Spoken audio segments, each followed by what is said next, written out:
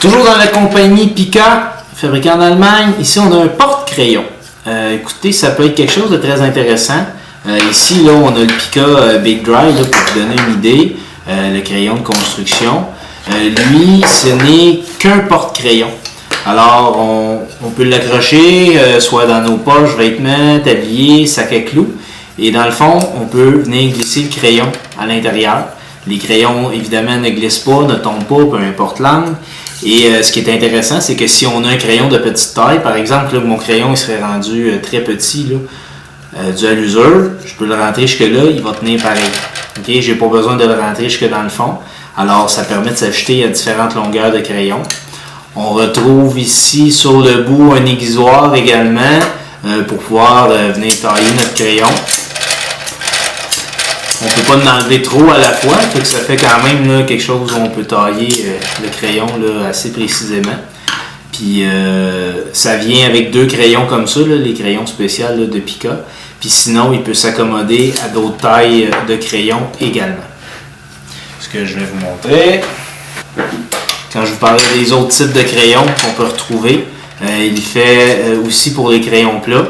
Mais là, on s'entend qu'il ne rentre pas au complet. Là. Il va tenir le crayon, mais on ne peut pas le rentrer plus que ça. Puis tandis que les crayons ronds, là aussi, là, eux, ils vont pouvoir rentrer au complet. Dedans. Alors, on peut voir ici là, le porte-crayon Pika dans mon sac à clous. C'est un porte-crayon qui est très long. Si on voit là, un crayon flambant neuf, là, ordinaire, par rapport au crayon là, Pika, il est plus court. Alors, ils ont fait un étui là, long pour pouvoir accommoder là, même ces crayons-là. Alors, ce qui fait que moi, je ne peux pas le mettre là, dans un petit compartiment que j'ai dans mon sac à clous. Là, c'est dépendamment de chaque modèle. Là.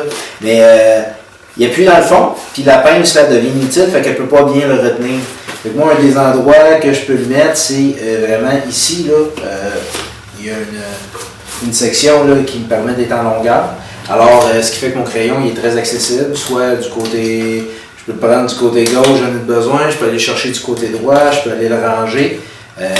Même si je me retrouve là, avec un crayon qui est plus court ici, je peux quand même aller mettre le crayon sans qu'il soit là, inaccessible parce qu'il est tombé en bas, il est tombé de côté, il est tombé dans le fond d'une petite section qu'on essaie d'aller chercher avec les mains.